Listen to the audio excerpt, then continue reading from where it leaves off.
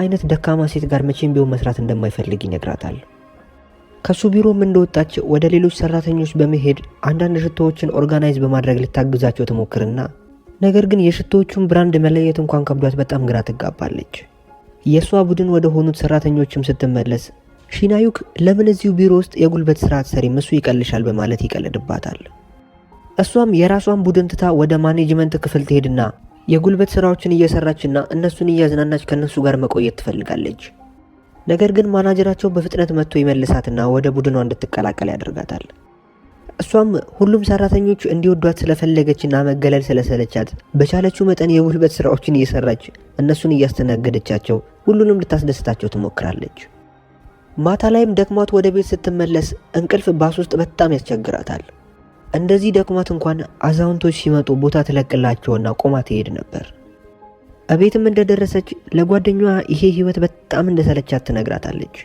ጓደኛዋ ሃሪም ይሄ በሁሉም ሰዎች ህይወት ውስጥ የሚፈጠር ነገር እንደሆነና እሷም ሳንጁንን ለማስደሰት ከመሞከሯ በፊት መጀመሪያ ራሷ ላይ መስራት እንዳለባትና በተለያዩ ቦታዎች ላይ አዳዲስ ነገሮችን በማንበብ ዕውቀቷን ማዳበር እንደምትችል እማታውቃቸው ነገሮች እንኳን ሲገጥሟት በማንበብ ነገሮችን ለመፍታት መሞከር እንጂ ሰዎች አላገዙኝም እያለች ሰዎችን መውቀስ እንደሌለባትና እሷ እንኳን ጥረት ላላደረገችበት ነገር ሰዎች አላገዙኝም አሊያም አላበረታቱኝም እያለች ሰዎችን መውቀስ አግባብ እንዳልሆነ ትነግራታለች።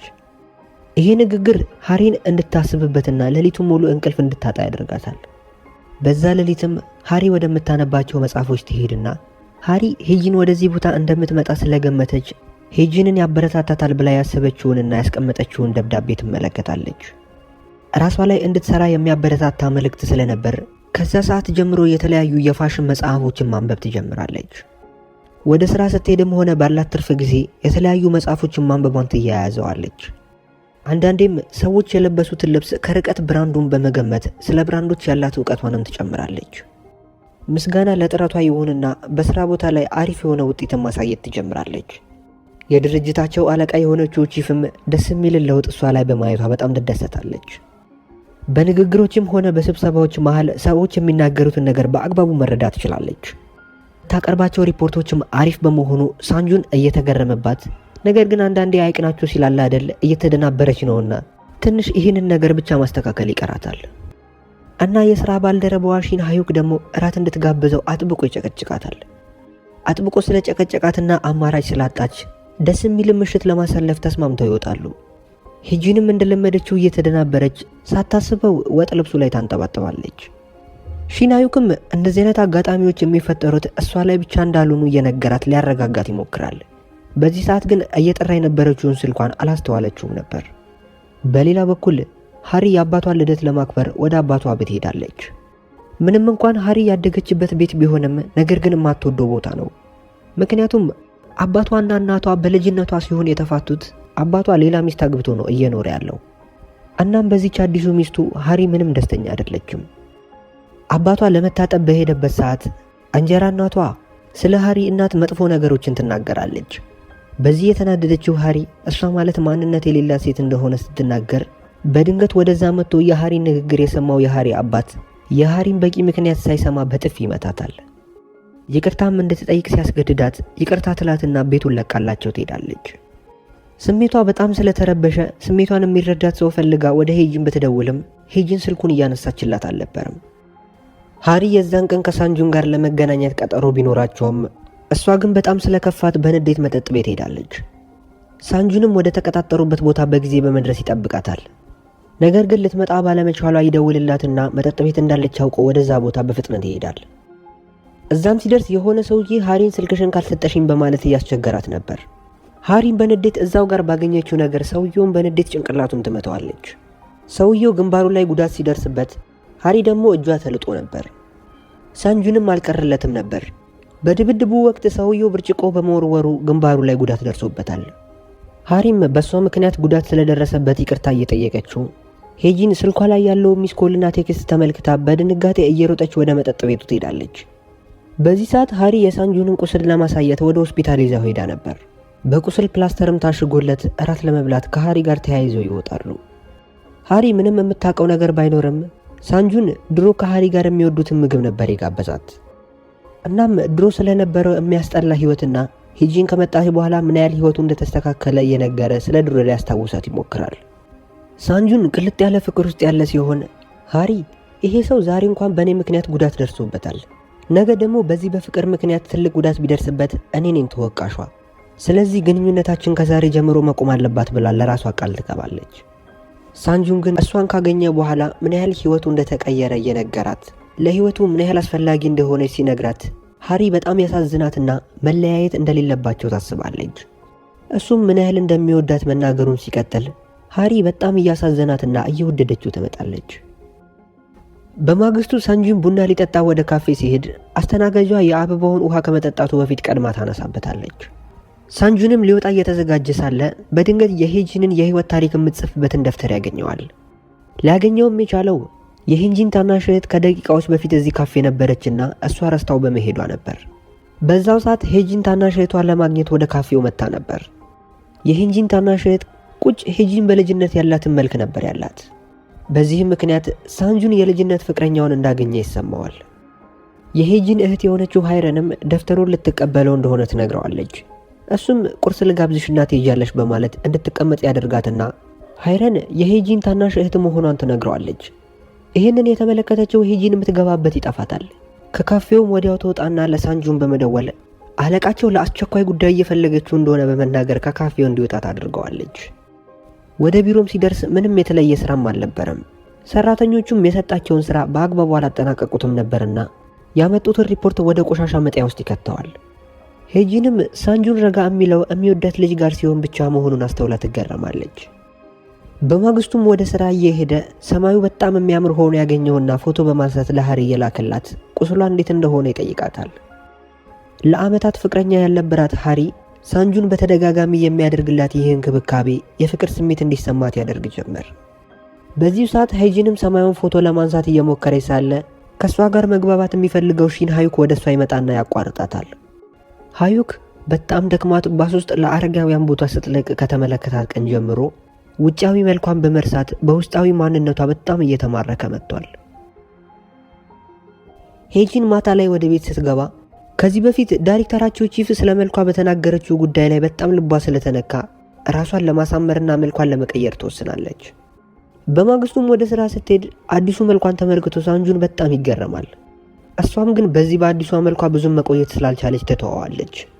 ከቀናቶችም በኋላ በስራ ቦታቸው ላይ አንድ አዲስ ታዋቂ ሞዴል ወደ እነሱ መስሪያ ቤት ለስራ ጉዳይ ሊመጣ ነበር። ሳንጁንም በጣም ኮስታራ ስለነበረ ማንም ሰው ይህንን እንግዳ ከሳንጁን ጋር ሄዶ ከኤርፖርት ማምጣት አይፈልግም ነበር። ሳንጁንም ከኔ ጋር የሚሄድ ማን ነው እያለ እየጠየቀም ሳለ ሺን ሃዩክ ሃይጂንን ብብትሽ ስር ልብስሽ ተቀዶብሻል ይላትና እሷም ለማየት እጇን ከፍ በምታደርግ ሰዓት ሳንጁን እኔ መሄድ ፈልጋለሁ ያለች ስለመሰለው አብረን እንሄዳለን በማለት ከሷ ጋር መስማማቱን ይነግራታል። ሰዓቱም ሲደርስ ሳንጁን ከኋላ ተቀምጦ ሄጂን መኪናውን እየነዳች ወደ ኤርፖርት መሄድ ይጀምራሉ። ሳንጁንም መንጃ ፈቃድ እንዳላት ሲጠይቃት አዎ አለኝ፣ ነገር ግን በብር የገዛሁት እንጂ ብዙ መኪና መንዳት አልችልም በማለት ልታስደነግጠው ትሞክራለች። ሳንጁን ምንም ያህል ኮስታራ ቢሆንም በቻለችው መጠን ከሱ ጋር ለመግባባት ጥረት እያደረገች ነበር። ሳንጁን ግን አንዴ እንኳን ቀና ብሎ ላያት ፈቃደኛ አልነበረም። ሃይጂንም መንዳቷን እንደቀጠለች ቢሆንም ወደየትኛው ኤርፖርት እንደሚሄዱ ግን አልነገራትም ነበር። እሷም በግምት ትልቅ ወደ ሆነው ኤርፖርት ጉዞዋን ስትቀጥል በድንገት ቀና ብሎ ይመለከታትና የተሳሳተ መንገድ ላይ እንደሆነች ይነግራታል። ዞራ እንዳትመለስ ደግሞ መመለስ የማይቻልበት ሃይዌይ መንገድ ላይ ነበር ያለችው። ሳንጁን በንዴት እሷን መውቀሱን ገና እንደጀመረ በጣም ከፍተኛ የሆነ የትራፊክ መጨናነቅ በመንገዱ ላይ ይፈጠራል። እንግዳውም ኤርፖርት የሚመጣበት ሰዓት ስለደረሰ ሳንጁን በጣም ይጨናነቃል። ምክንያቱም ይህንን ሞዴል ለማስመጣት ብዙ ገንዘብ ስለከፈሉ ሰውየውን ካላገኙትና ከተመለሰ ለድርጅታቸው በጣም ትልቅ ኪሳራ ነው የሚሆነው። ሄጂን ተወቃሽ የምትሆነው እሷ እንደሆነች ስላወቀች በፍጥነት ከመኪናው በመውረድ በሞተር እየዞረ ብስኩት ወደሚሸጥ አንድ ሰውዬ ትሄድና ብር እንደምትከፍለው እየነገረችው ሳንጁንን ወደ ኤርፖርት እንዲያደርስላት ትጠይቀዋለች። ሳንጁን ይህንን ሀሳብ መቀበል ባይፈልግም እንደምንም ብላ ሞተሩ ላይ ታስወጣውና ሞተረኛው በቻለው መጠን ከዛ ጭንቅንቅ ውስጥ እየተሽለከለከ በመውጣት በተሳካ ሁኔታ ኤርፖርት ያደርሰዋል። ሄጂንም ቀስ ብላ ወደዛ ቦታ ስትመጣ ሰውየው እስካሁን ኤርፖርት እንዳልደረሰ ትረዳና በጣም ትደስታለች። ነገር ግን አሁንም የተናደደው ሳንጁን ይህ ሁሉ ነገር እንዲፈጠር ያደረግሽው በአንቺ እንዝላልነት ነው ይላታል።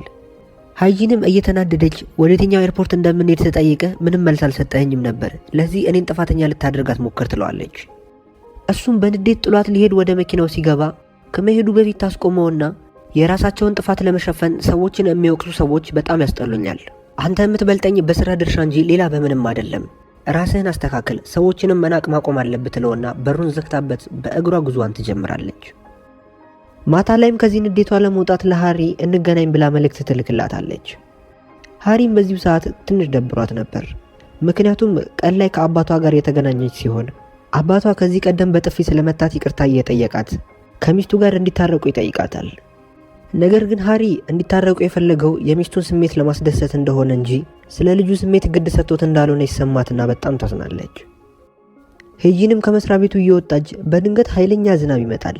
እሷም ሳንጁን ለሃሪ የሰጣትን ዣንጥላ ስታወጣው ሳንጁን ያያትና በጣም ቢደነግጥም ነገር ግን አጋጣሚ ይሆናል ብሎ በማሰብ ዝምታውን ይመርጣል። ሄጂንም እንዳያት ስላስተዋለች ምንም ሳትናገር ጉዟን ትቀጥላለች። እናም ከሃሪ ጋር እንገናኝለን ያለችበት ቦታ ሄዳ ሃሪን ብትፈልጋትም ሃሪ አልመጣችም። ሃሪ ራሷን ለማረጋጋትና ከዚህ ስሜት ለመውጣት በዋና ውስጥ እየተዝናናች ሲሆን የተላከላትንም ቴክስት አላየችውም ነበር። ስሜቷ በቀላሉ ሊለቃት ስላልቻለ ከሆቴሉ ለመውጣት ትወስንና በድንገት ወደ ጂም እየገባ ያለውን ሳንጁን ታገኘዋለች። እሷ ምንም ማለት ባትፈልግም ነገር ግን ከፊቷ ላይ በጣም እንዳዘነች ያስታውቅባት ነበር። እሱም ጂም መግባቱን በመተው ነይ ላዝናናሽ በማለት በመኪናው አስገብቷት ወደ ቴኒስ መጫወቻ ቦታ ይዟት ይሄዳል። ቦታውን በጣም የወደደችው ይመስላል። ነገር ግን በአለባበሷ ምክንያት በነፃነት መጫወት ስላልቻለች ካፖርቱን አውልቆ ወገቧ ላይ ያስርላታል። በደንብም ተቀራርበው ስለ የራሳቸው ማውራት ይጀምሩና ሃሪ ያጣቻትን እናቷን በጣም እንደናፈቀች ትነግረዋለች። ሳንጁንም እሱም እናቱን በጣም ይናፍቃት እንደነበርና ነገር ግን በሷ እርዳታ ምክንያት ከዛ ስሜት መውጣት እንደቻለ ሲነግራት የሚያወራው ስለ ሄጂን ስለሆነ ሃሪ በጣም ትጨነቃለች። በሌላ በኩል ሄጂን በጣም ሰክራ ሺንሃዩክ በድንገት እሷን ስላያት ከሷ ጋር በመሆን እሷ በምታደርገው ድርጊት በጣም እየተዝናናባት ነበር። እሷም በጣም ሰክራ ስለነበር በሷና በሳንጁን መሃል ያለውን ሚስጥር ልታወራ ትንሽ ሲቀራት ስካሯ ከአቅሟ በላይ ሆኖ ራሷን ስታ ትወድቃለች። ሺንሃዩክም ደግፎ ወደ ቤት እያደረሳት ሳለ በድንገት መሃል መንገድ ላይ ቁጭ ትልና ቦርሳ ውስጥ ያለውን ነገር ሙሉ ወደ ታች በመዘርገፍ ስልኳን ታነሳና ወደ ሳንጁን ትደውላለች። በንዴትም የእሱን መጥፎነት እየነገረችው እሷ ትክክለኛዋ ሄጁን መሆኗን ትነግረዋለች። ሳንጁን ግን ምንም ሳይገረም በጣም እንደሰከረች እየነገረቻት ወደ ቤት እንድትገባ ይነግራታል። በማግስቱ ጧትም ማታ ላይ ከአቅም በላይ በመጠጣቷ ምክንያት እያስመለሳት ከእንቅልፏ ትነቃለች። ትላንትናም ሺንሃዩክ የተባለው ጓደኛዋ ላይ እያስመለሰች እንደነበር ሃሪ ስትነግራት ሃይጂን በጣም ትደነግጣለች። ሃሪም ወደ ስራ ልትሄድ እየለባበሰች ሃሪ ረጅም ሱሪ መልበሷን ሃይጂን ትመለከትና ትገረማለች። ሃሪ አባቷ ሲነግራት እንኳን እምቢ ብላ ቢሆንም ነገር ግን ትላንትና ማታ ሳንጁን ወቅቱ የብርድ ወቅት ስለሆነ እንዲያምርባት ብቻ ብላ አጭር ቀሚስ መልበስ እንደሌለባትና ይሄ ወቅት እስኪያልፍ ረጅም ሱሪ እንድትለብስ ነግሯት ስለነበር ነው ይህንን ያደረገችው። ሃይጂን ወደ ስራ እየሄደች በድንገት ስልኳን ስትጎረጉር ትላንትና ማታ ወደ ሳንጁን እንደደወለች ትመለከታለች። ሺንሃዩክንም ትላንትና ወደ ሳንጁን ደውላ ምን እንዳለችው ስትጠይቀው ቁርስ ካልገዘሽልኝ አልነግርሽ የሚላትና የሚፈልገውን ነገር ትገዛለታለች። እሱም በጣም መጥፎ ስድቦችን ስትሰድበው እንደነበርና ሳንጁንም ተናዶ ስልኩን እንደዘጋባት ይነግራታል። እናም ያወራችውን ነገር እንኳን ስለማታስታውሰው ምን ሊደርስባት እንደሚችል በማሰብ በጣም ትጨነቃለች።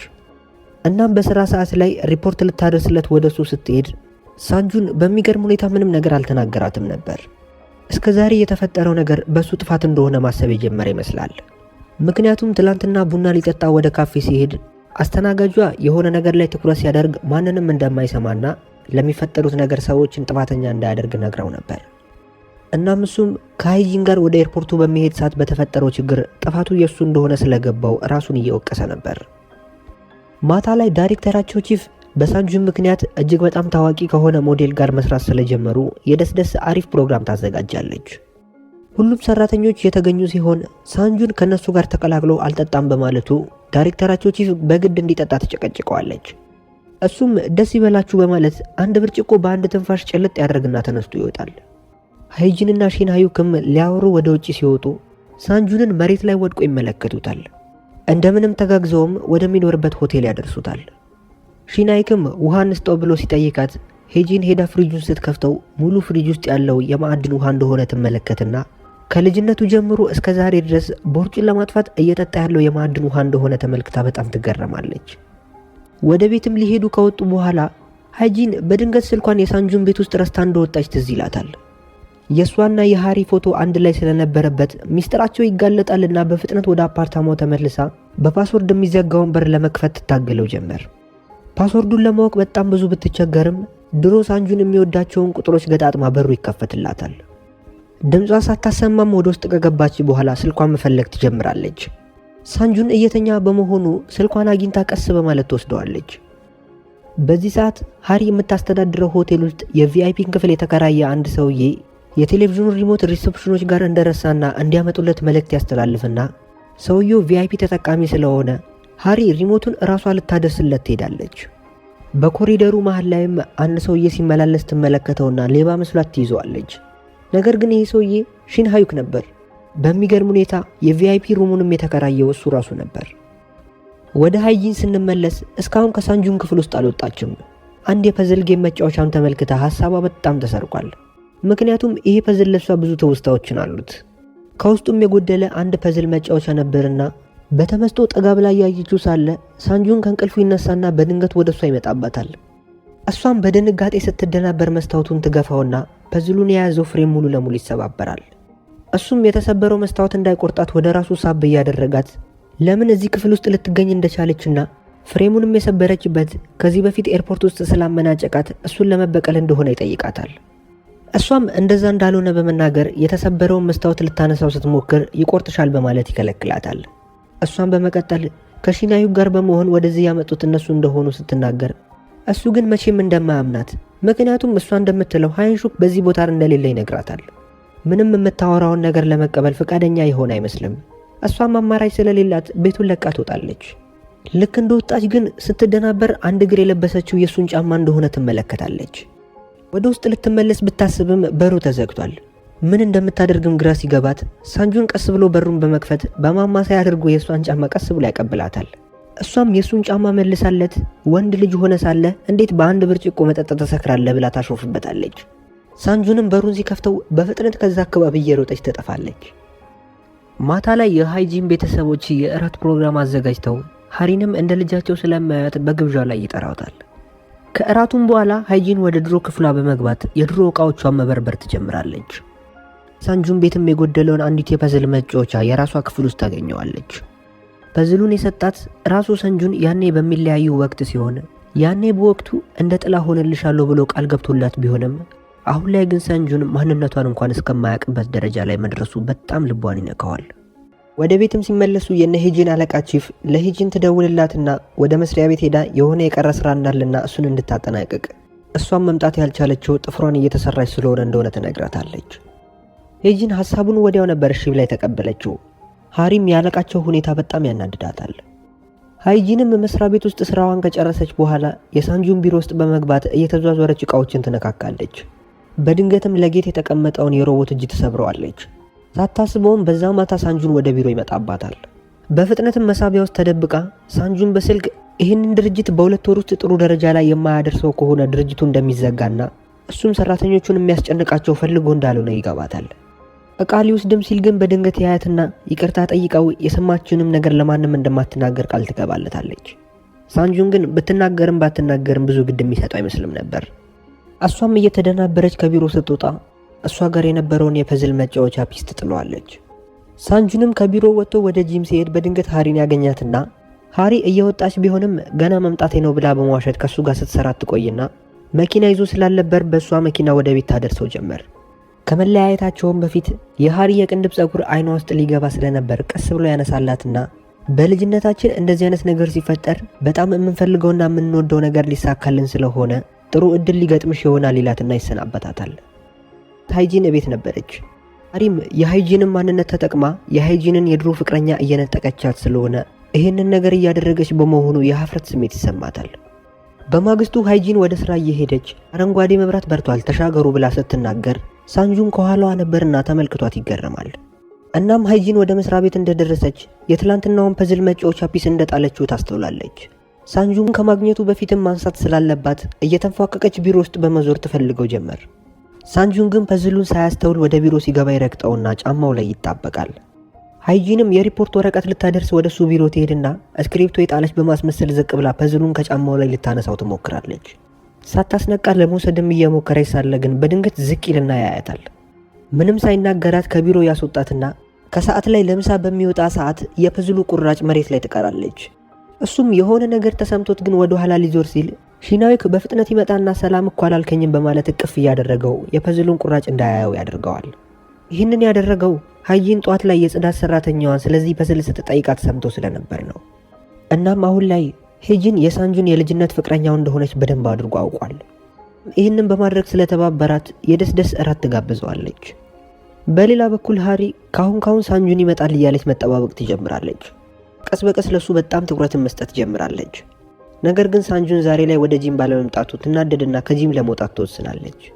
በአጋጣሚም ወደ ሱፐርማርኬት ስትሄድ በድንገት ከሺናዊክ ጋር ይገጣጠሙና ሺናዊክ በጣም ብር ያለው ሰው ቢሆንም አሁን ላይ እንደጎደለው በማስመሰል ሃሪን እንድትከፍልለት ያደርግና ሃሪም ከዚህ በፊት ሆቴል ውስጥ እንደ ሌባ ስላየውክ እንደ ይቅርታ መጠየቂያም ይሆነኛል ትለዋለች።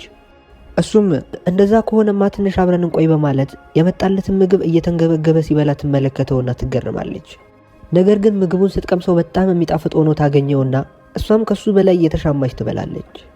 በዚህም ሰዓት ሃይጂን ትደውልላትና ወደ ቤት ወክ እያደረግን አብረን እንሂድ ይባባላሉ። ሃሪ ሺናዊክ ከነሱ ጋር ወክ የሚያደርግ ቢመስላትም ሺናዊክ ሃይጂን ከመምጣቷ በፊት ወደ ሆቴሉ ይሄዳል። ቀናቶች እያለፉም ይመጣሉ። ሃሪ ድሮ ላይ ሀብታምን ማግባት የምትፈልግ ቢሆንም አሁን ላይ ሀብታሞች ሲያናግሯት እንኳን ብዙ ደስተኛ አይደለችም። ምክንያቱም አሁን ላይ በብር ብቻ ሳይሆን በፍቅርም የተመሰረተ ፍቅር እንደሚገባት ታስባለች። በድንገትም ሳንጁንም መንገድ ላይ ታየውና እየሮጠች ወደ እሱ ልትሄድ ትልና ነገር ግን የጓደኛዋን ማንነት ተጠቅማ እሱን ልታፈቅረው መፍት እንደሌላት ይሰማትና ሳትሄድ ትቀራለች። በማግስቱም ሺናዩክን ታገኘውና ያፈቀረችውን የእሷን ያልሆነ ሰው እንዴት መርሳት እንደምትችል ትጠይቀዋለች። አንድ ሀሳብም እዛው ጋር ይመጣላትና እኔ እናንተ እንደ ፍቅረኛ ማቾች ሆነን አክት እናደርግና እሱን እናናደው፣ ያኔ በእኔ ተስፋ ስለሚቆርጥ እኔም በእሱ ተስፋ አይኖረኝም ትለዋለች። በዚህም ተስማምተው ሆቴል ውስጥ ቁጭ ብለው እሱን ይጠብቁት ጀመር። ነገር ግን ሳንጁን እስካሁን አልመጣም። ምክንያቱም መንገድ ላይ በተፈጠረ የመኪና አደጋ መንገዱ ሁሉ ተዘጋግቶ ነበር። እዛው ጋርም ሆኖ ዝናብ በመዝነቡ እናቱ የሞተችበትን የመኪና አደጋ ያስታውሰውና በጣም ይረብሸዋል። በጣምም ጨንቆት ራሱን መቆጣጠር ያቅተውና ከመኪናው ይወርዳል። ነገር ግን ብዙ መሄድ ሳይችል መራመድ አቅቶት መሃል አስፓልት ላይ ይወድቃል። በዚህም ሰዓት ባስ ውስጥ ሆና በዛ በኩል እያለፈች የነበረችው ሃይጂን ትመለከተውና በጣም ደንግጣ ልትረዳው ከባሱ ወርዳ ወደሱ ትሄዳለች። በጃኬቷም ከዝናቡ እያስጠለለችው እንዲረጋጋ ልታደርግ ትሞክራለች። እሱም በዚህ ሰዓት በልጅነቷ ያደረገችለት ተመሳሳይ ነገር ትዝ ይለዋል።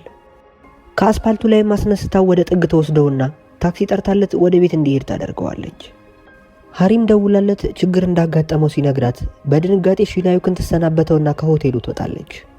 በፍጥነትም የሄደችው ወደ ቤቱ ሲሆን ሳንጁን መራመድም ሆነ መሄድ በጣም ከብዶታል። ሃሪ የሀብታም ልጅ እንደመሆኗ በህይወቷ ምግብ ሰርታ ማታቅ ቢሆንም ነገር ግን ለሱ ፖሬጅ የተባለ ምግብ ሰርታ ልታዘጋጅለት እየሞከረች ነው። ከቆይታዎች በኋላ በቻለችው መጠን ምግቡን ሰርታ ስታዘጋጅለት ሳንጁን በጣም አሞት ስለነበር እንቅልፍ ይወስደዋል። በዚህ ሰዓት ሃይጂን ለሺናዩክ ትደውልና ሳንጁን በጣም ስላመመው ፖሬጅ የተባለውን ምግብ ከሆቴል አዘ እንድታደርስለት እፈልጋለሁ። ይህንን ካደረክልኝ በምላሹ የፈለግከውን 3 ነገሮችን ልታዘኝ ትችላለህ። ምንም ሳላንገራግር ያልከኝን አደርጋለሁ ትለዋለች። ሺናዩክም ይህንን እድል መጠቀም ስለፈለገ ምግቡን ከሆቴል አዞ ይዞለት ይሄዳል። እዛ እንደደረሰ ባልጠበቀው መንገድ ሃሪን ያገኛታል።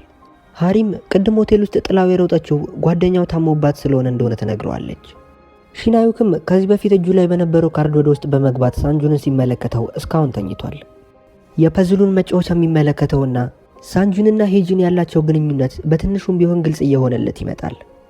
ሃሪ የሰራችውን ፖሬጅ የሚመለከትና በጣም የሚያስጠላ በመሆኑ እሷ የሰራችውን ደፍቶት እሱ ባመጣው ይቀይረዋል።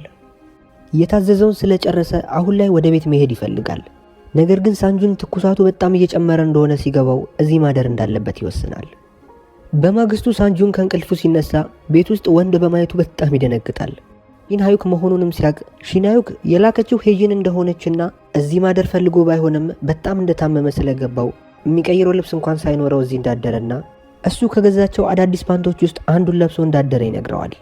ሳንጁንም ምንም አዲስ ፓንት እንደሌለውና እሱ የሚጠቀማቸውን ለብሶ እንደሆነ ይነግረዋል። ይህንንም ሲያውቁ ሁለቱም ነበር ደርቀው የቀሩት። ሳንጁንም እንድንከባከበህ የላከችኝ ሃይጂን ነች ስላለውና ሃይጂን ማለት ሃሪ እንደሆነች አድርጎ ስለሚያስብ ለሃሪ ላደረግሽልኝ ነገር አመሰግናለሁ ብሎ መልእክት ይልክላታል። ከቆይታዎችም በኋላ ሃይጂን ወደ ስራ ስትመጣ ከባድ የሆነ ጉንፋን ይዟት በምታስነጥስ ቁጥር ሰራተኞችን በጣም ታስጨንቃቸው ነበር። ሳንጁንም ይመለከታትና እንደዚህ የሆነችው ትላንት ለሱ ብላ ዝናብ ውስጥ በመቆሟ እንደሆነ በማሰብና ትላንትና የልጅነት ፍቅሩ ያደረገችለትን ነገር ስላደረገችለት በጣም ታሳዝነዋለች። ወደ ፋርማሲም ሄዶ መድኃኒት ገዝቶላት ይመጣል። ነገር ግን እሱ ቢሮ ውስጥ በጣም ኮስታራ ሰው ስለሆነ መድኃኒቱን ሰዎች ፊት ሊሰጣት በጣም ይሸማቀቃል። ማንም እሱን የማያይበት ሁኔታ እስኪፈጠርም እየተመላለሰ ሲጠብቅ ሺናዩክ ለሃይጂን የራስ ምታት መከላከያ ግንባሯ ላይ በመለጠፍ አፏ ላይም ማስክ ያደርግላታል። ሳንጁንም ይህንን ባየ ሰዓት ለምንድነው በጊዜ መተሽ ሪፖርት ያላስገባሽው በማለት ይናገራትና የገዛውንም መድኃኒት ቆሻሻ መጣያ ውስጥ ይጥለዋል። ከሰዓት ላይም ለሃሪ ይደውልላትና ትላንትና ለሰራሽልኝ ምግብ ማመስገኛ ምሳ ልጋብዝሽ ይላታል። ልክ እንደተገናኙ ግን ዛሬም ከባድ ዝናብ ይዘንባል። ሃሪ ከእናቷ ጋር በልጅነቷ ደስ የሚልን ጊዜ ዝናብ ውስጥ ስላሳለፈች ዝናብ በጣም ትወዳለች። ሳንጁንም የልጅነት ፍቅረኛው እንደዚህ ስላልነበረች በሁኔታዋ ግራ መጋባት ይጀምራል። ሃሪም የሆነ ልክ ያልሆነ ነገር እንዳለ ሲገባት ወዲያውኑ ሁሉ ነገር ልክ እንደ ልጅነታችን አይደለም፣ የተቀየሩ ነገሮች ስላሉ ነው ትለዋለች። ማታ ላይም በስራ መውጫ ሰዓት ላይ ሁሉም ሰራተኞች የቀረውን ስራ ሃይጂን እንድትሰራው ይነግሯትና ጥለዋት ይሄዳሉ። እሷም ሺናዩክ የሰጣትን መድኃኒት እየዋጠች በቻለችው መጠን እስከ ምሽት ድረስ እየሰራች ትቆያለች። ስራዋን ሳትጨርስ ግን እንቅልፍ በጣም ያዳፋት ነበር። በዚህ ሰዓት ሳንጁን ወደ ቢሮ እየመጣ ነበርና ይመለከታትና ልክ ልትወድቅ ስትል በፍጥነት ሄዶ ይደግፋታል። እንዳይረብሻትም እያወራች የነበረውን ስልክ ሲዘጋው በድንገት መስሪያ ቤት ውስጥ ቀርታ የነበረው አንዲት ሰራተኛ ፊቷ ላይ ማስክ አድርጋ ወደ እነሱ ስትመጣ ሳንጁን ያልጠበቀው ነገር ነበርና በጣም ደንግጦ ሃይጂን እግር ላይ ይቀመጣል። በተፈጠረው ነገርም ደንግጦ ይንተባተብና ጥሏቸው ይወጣል። ውጪም ሆኖ በመኪና ውስጥ ሃይጂንን ሲጠብቃት ሃይጂን ከመስሪያ ቤቱ ወጥታ ወደ ባስ ውስጥ ትገባለች። እሱም ግን በፍጥነት መጥቶ ባስ ውስጥ ይገባና ፊቱን በመጽሔት በመሸፈን እሷ በጣም ደክሟት ስለነበር ትከሻው ላይ ትተኛለች። መድረሻዋ ጋርም ደርሳ ስትወርድ በመስኮት ውስጥ እየተመለከታት በጣም ጥሩ ሴት እንደሆነችና ለእሷ የሆነ ስሜት እየተሰማው እንደሆነ ያስተውላል።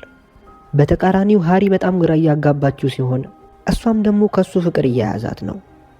ሃሪና ሃይጂንም አንድ ላይ ቁጭ ብለው እያወሩ ሃይጂን ለሃሪ በዚች 2 ወር ውስጥ ድርጅታቸው ትልቅ የሆነን ስኬት ማሳካት ካልቻለ ድርጅቱ እንደሚዘጋና ሳንጁንም ወደ መጣበት ሀገር ስለሚመለስ ድጋሚ ላይገናኙ እንደሚችል ትነግራታለች።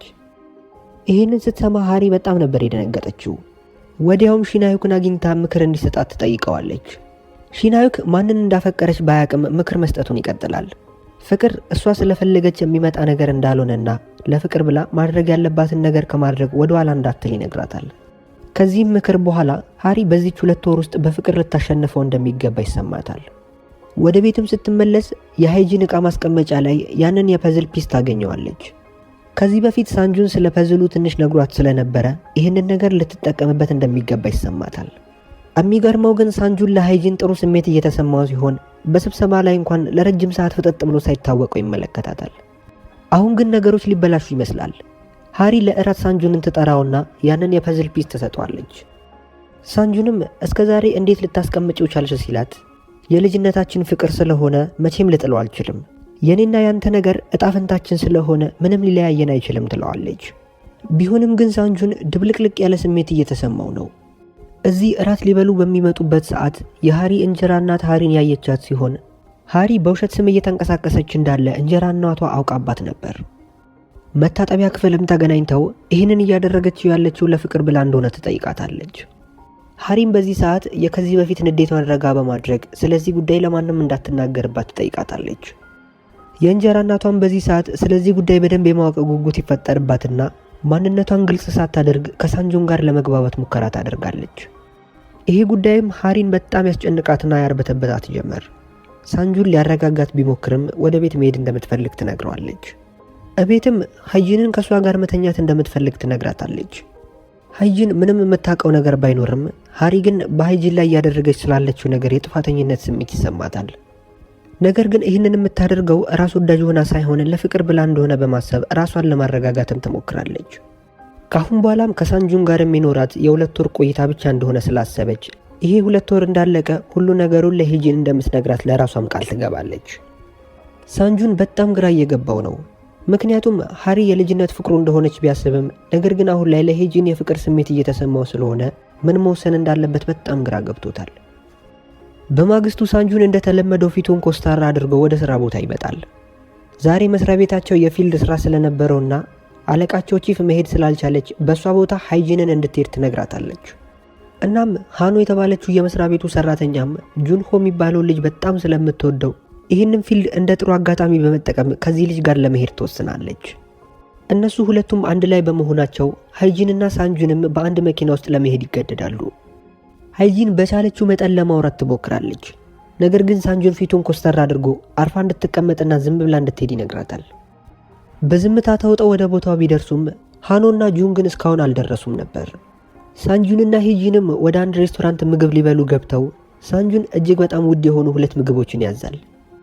ነገር ግን ሃይጂን ምግቡ በጣም ውድ እንደሆነ ልትነግረው ብትሞክርም ብሩን የሚከፍለው እሱ እስከሆነ ድረስ አፏን ዘግታ የመጣላትን እንድትበላ ይነግራታል። ነገር ግን እሱ ያላስተዋለው አንድ ነገር ዋሌቱን ቢሮ ውስጥ ረስቶ እንደመጣ ነበር።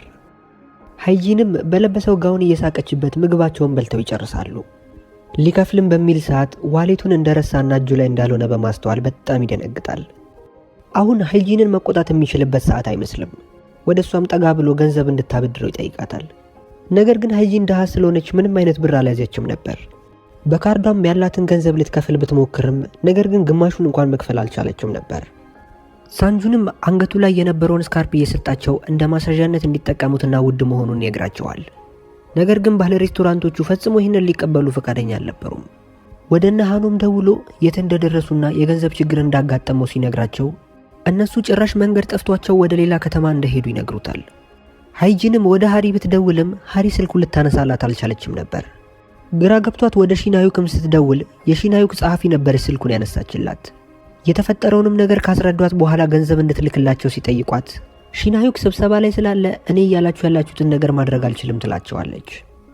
ባለ ሬስቶራንቷ ትዕግስቷን እየጨረሰች ነው። እነሱም ከዚህ በላይ ምንም አማራጭ ስለሌላቸው ቀኑን ሙሉ እነዚህን ሰዎች በማገልገል ከዕዳቸው ነፃ ለመሆን አስበዋል። እናም ከአሜሪካ የመጣውና የትልቅ ድርጅት ምክትል ዳይሬክተር የሆነው ሳንጁን አሁን ላይ ቦቲ ለብሶ የከብቶችን በረት ለማጽዳት ይገደዳል። ሳንጁን እንደዚህ አይነት ስራ ከዚህ በፊት አይደለም ሰርቶ ሊያቅ ሲሰራ እንኳን አይቶ የሚያውቅ አይመስልም ነበር። ከዚህ ቦታ መሄድ ይፈልጋል። ነገር ግን ባለ ሬስቶራንቶቹ አድፍጠው አንድ ነገር እንዳያደርግ እየተጠባበቁት ነው። ልክ እንደ ትክክለኛ ገበሬ ቀኑን ሙሉ ሲሰሩ ይውሉና አመሻሽ ላይ በጣም ደክሟቸው ስራውን ይጨርሳሉ። ከዚህ ሁሉ አድካሚ ቆይታ በኋላ ሃይጂን በድንገት በስራ ላይ ያለች መስሪያ ቤቱ የሰጣትን መታወቂያ እንደጣለች ታስተውላለች። ሳንጁን ሌላ እንዲሰጥሽ አደርጋለሁ አትጨናነቂ ቢላትም ማግኘት አለብኝ በማለት በረት ውስጥ ተመልሳ ትፈልገው ጀመር። እሷ ባታገኘውም ባልተጠበቀ መልኩ ሳንጁን ያገኘውና አንስቶ ይሰጣታል። እዚህ ሁሉ ጣጣ ውስጥም የገባችው በሱ ምክንያት ስለሆነም ይቅርታ ይጠይቃታል። ኮስታራው አለቃዋ ዛሬ እሷን ይቅርታ መጠየቁ በጣም ያስገርማታል። በመመለስም ላይ ሳሉ መታወቂያዬን ማግኘት አለብኝ ብዬ ያልኩህ በትልቅ ድርጅት ውስጥ ስሜ በመታወቂያ ላይ ተጽፎ የተሰጠኝ ለመጀመሪያ ጊዜ ስለሆነ ለዚህ መታወቂያ ክብር ስላለኝ ነው ትለዋለች። ለሳንጁን ይሄ ተራ ነገር ቢሆንም ለሷ ግን ትልቅ ቦታ ነበረው። ሳንጁንም ለሱ በጣም ትልቅ ቦታ ያለው ከዚህ በፊት ቤቱ መታ የሰበረችበት የፐዝል መጫወቻ እንደሆነ ይነግራታል። ለሰዎች ዝም ብሎ ፐዝል መጫወቻ ቢመስላቸውም ለሱ ግን ከወርቅ በላይ ዋጋ ያለው ትልቅ የህይወቱ ታሪክ እንደሆነ ይነግራታል። በሌላ በኩል ሺናዩክ ወደነ ሃኖ ሲደውልላቸው እነሱ ሁለቱ መንገድ እንደጠፋባቸውና ሃይጂንና ሳንጁን አንድ ላይ እንዳሉ ትነግረዋለች። ይህም ዜና ሺናዩክ ሃይጂን ከሱ እየራቀች እንደሆነ እንዲሰማው ያደርገዋል። ሃሪም በድንገት ወደና ሃይጂን ስትደውል ሃይጂንና ሳንጁን ብቻቸውን ሌላ ከተማ ውስጥ እንዳሉ ይነግሯትና እሷም ላይ የቅናት ስሜት እንዲፈጠር ያደርጋል። ሃይጂንና ሳንጁን ቀጣዩ ስራቸውን እንዴት ማስኬድ እንዳለባቸው እየተነጋገሩ ሃይጂን በድሮ ህይወቱ ስላለው ብቸኝነት ህይወት ተጠይቀውና እሱም በልጅነቱ ወደ አሜሪካ ከሄደም በኋላ ያቺ የሚወዳት ልጅ ሁሌ ደብዳቤ ስለምትልክለት ምንም ያህል በሰዎች የሚሰቃይ ሰው ቢሆንም ከሷ ጋር ባለው ግንኙነት ብቻ ደስተኛ እንደነበር፣ ነገር ግን እሷ ደብዳቤው መጻፍ ካቆመች በኋላ ልቡ በጣም እንደተሰበረ ሲነግራት ሃይጂን የሚያወራው ስለሷ ስለሆነና ምንም ነገር ማለት ስለማትችል ወሬውን ለማስቀየስ እዛ ጋር ከነበሩት ሰዎች ጋር ሄዳ መጫወት ትጀምራለች። ስትጫወትም ሳንጁን ፎቶ ያነሳት ነበር። ነገር ግን ስታየው ወደ ሌላ ቦታ በመዞር ሌላ ነገር እያነሳ ያስመስላል። ማታ ላይም እራት ለመብላት አንድ ላይ ቁጭ ብለው ሳንጁን ሳይታወቀው ለዚች ልጅ ራሱን በጣም ከፍት ያደርጋል። ሃይጂንም ድሮ እሱና ፍቅረኛው ብቻ የሚያውቁትን ዘፈን ትዘፍንና ታስገርመዋለች። እዛው ቁጭ እንዳሉ ለረጅም ሰዓታት ሲያወሩ ይቆያሉ። ለሁለታቸውም ሁለት የሚዋደዱ ነፍሶች እንደተገጣጠሙ በደንብ ግልጽ ሆኖላቸዋል። ለረጅም ሰዓታትም እዛ እንደተቀመጡ አስተናጋጆቹ በመምጣት ካፌውን ሊዘጉት እንደሆነ ይነግሯቸውና ያስነሷቸዋል። ሳንጁን ሃይጂንን በጣም እየወደዳትና እያከበራት ስለመጣ እስከዛሬ ለሃሪ እንኳን ያልነገራትን የድሮ ታሪኮቹን ይነግራት ጀመር። ሃይጂንም ድሮ ብዙ ችግር የሚደርስበት ጓደኛዋ ዛሬ በጥሩ ሁኔታ ደስ የሚልን ህይወት እየኖረ ስለሆነ ለሱ በጣም ደስ ይላታል። እናም ከዚህ በላይ መቆጣጠር ስላቃታት ስለ ማንነቷ ግልጽ አድርጋ ልትነግረው ለራሷ ቃል ትገባና ምን ብላ መጀመር እንዳለባት እያሰበች ሳለ ሺናዩክ ያሉበትን ቦታ ይደርስበትና ወደ እነሱ ይመጣል። ሁለቱ አንድ ላይ መሆናቸውን ስላወቀና በዚህ ከቀጠለ ሄጂንን ቀስ በቀስ እንደሚያጣት ስለገባው ነበር ቶሎ ብሎ ወደዚህ የመጣው። ሳንጁን ሺናዩክ በመምጣቱ በጣም ስለተናደደ እኔ ወደ ክፍሌ ገብቼ ልተኛ በማለት ጥሏቸው ይሄዳል። ነገር ግን ሺናዩክ ሄጂንን ነይ መጠጥን ጥንጣ ሲላት ይሰማና ልጠጡ ከሆነማ እኔም ጠጣለሁ በማለት ከነሱ ጋር ተመልሶ ይከላከላል። ሺናዩክም ወደ ሳንጁን ቤት በሄደ ሰዓት ምንም የሚቀየር ልብስ ስላልነበረው የሳንጁንን ፓንት ለብሶ እንዳደረ ለሃይጂን ይነግራታል። ሃይጂን በዚህ ወሬ በጣም ብትስቅም ነገር ግን ሳንጁን ሺናዩክ በሚያወራው ነገር በጣም ተናዶ ነበር። ሺናዩክ ሳንጁንን ይበልጥ ለማናደድ ከሃይጂን ጋር የድሮ ግንኙነት እንዳላቸው ለማስመሰል ፊቷን እየነካካ ሳንጁንን በጣም ያናድደዋል። ሳንጁንም ምንም መናገር ስላልፈለገ ዝምታውን መርጦ ነበር። ሺናዩክም ሃይጂን ሳታስበው የውሸት ሸረሪት እጇ ላይ ያደርግና በጣም ያስጨዋታል። ከዚህ በላይ መታገስ ያልቻለው ሳንጁን ተነስቶ ሺናዩክን ጭንቅላቱን ይመታዋል።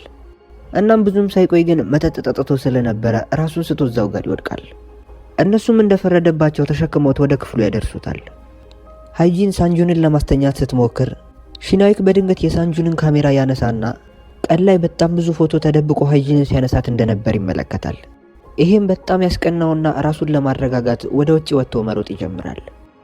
የፊልድ ቆይታቸውንም ጨርሰው ወደ መስሪያ ቤቱ ሲመለሱ ሳንጁን እንደ በፊቱ ኮስታራ መሆኑን ትቶ ከሁሉም ጋር ሰላምታን እያቀረበ ለመስማማት ይሞክራል።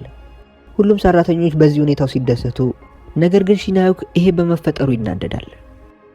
ማታ ላይም ሃይጂንና ሺናዩክ እራት ለመብላት ውጪ ይገናኙና ሃይጂን ለሺናዩክ ለሳንጁን ትክክለኛ ማንነቷን ልትነግረው እንደሆነና ከዚህ በላይ ደብቃ መቆየት እንደሌለባት እንደወሰነች ትነግረዋለች።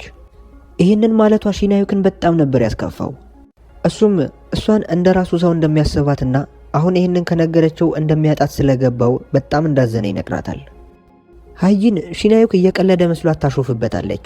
ነገር ግን እሱ በጣም በንዴት እንደሚወዳት ጮክ ብሎ ሲነግራት በጣም ትደነግጣለች። በዚሁ ሰዓት ሃሪና ሳንጁን አንድ ላይ ወክ እያደረጉ ነበር። ሃሪም ሳንጁንን ምናልባት እሷ የልጅነት ፍቅረኛው ባትሆን አብረው ይቀጥሉ እንደሆን ትጠይቀዋለች። ይሄ ጥያቄና አባባልም ሳንጁንን በጣም ያስደነግጠዋል። የጠየቀችውንም ከመመለሱ በፊት ከንፈሩን ቀስ ብላ ትስመዋለች። ሺናዩክም በድንገት ከርቀት ይመለከታቸውና ይደነግጣል። ይህንንም ባየ ሰዓት ሃሪ በድብቅ የምትወደው ያ ሰው ሳንጁን እንደሆነ ይገባዋል።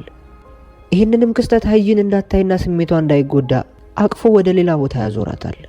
ይህንን ክስተት ብታይ ኖሮ ሃይጂን የሱ መሆኗ እንደማይቀር ቢያስብም ነገር ግን ስሜቷን መጉዳት ስላልፈለገ ብቻ እንዳታይ ይከለክላታል።